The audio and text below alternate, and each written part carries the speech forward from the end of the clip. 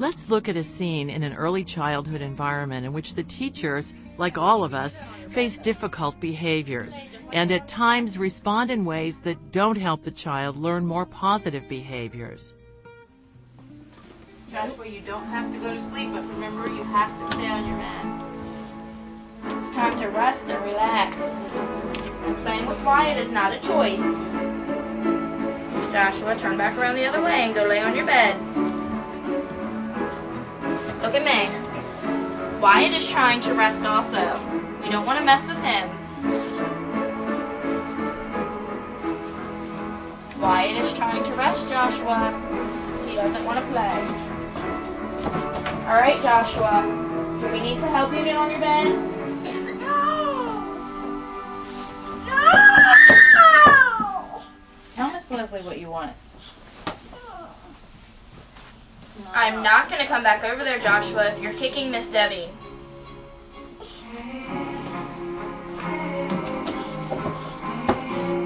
If you would like me to come back over there, you need to ask.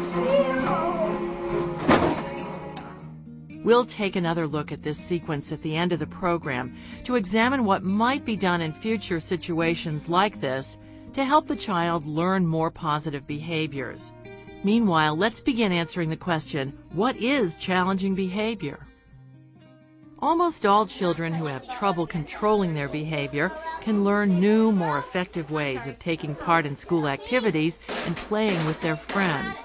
A child often shows dramatic improvements in his behavior when he learns how to use his words or how to control his impulses.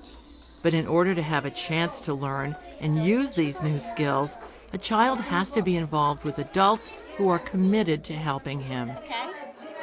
A recent study conducted by Yale University indicated that over 5,000 children were expelled from preschool in 1 year. This expulsion rate is more than 3 times that of children in kindergarten through the 12th grade. The study also described as many as 1 in every 10 children as having a serious behavioral problem. Helping these children can be hard work. Programs that expel young children often feel they can't help those few children using difficult behaviors while still meeting the needs of other children in the classroom. But the fact is, as a qualified teacher, you can help these children. You may not realize that you already have many of the skills needed to help children using challenging behaviors. Teachers, oftentimes faced with challenging behaviors, their first reaction is, I'm not prepared to deal with this. I don't have the training to deal with this. When in reality, if she simply reflected on the skills that she does have, and I think that's the really key point, is that ability to really stop and do some self-reflection and take a look at what am I really good at. And maybe that I'm good at anticipating what the triggers are for that behavior.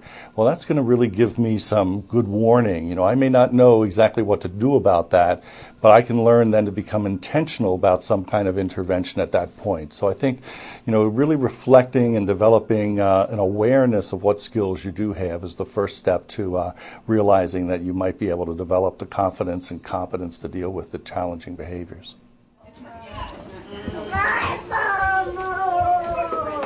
Dealing with challenging behaviors is a normal part of some preschool teachers' jobs. Most children will at times use difficult behaviors as they try out different ways of interacting with the world around them, or as they adapt to difficult situations like a family move, parental separations, a new sibling, recent changes within the classroom, or other major events in their lives. Usually, children adapt quickly and stop using behaviors that aren't the most effective at helping them get what they want or need. But sometimes a child doesn't stop using challenging behaviors.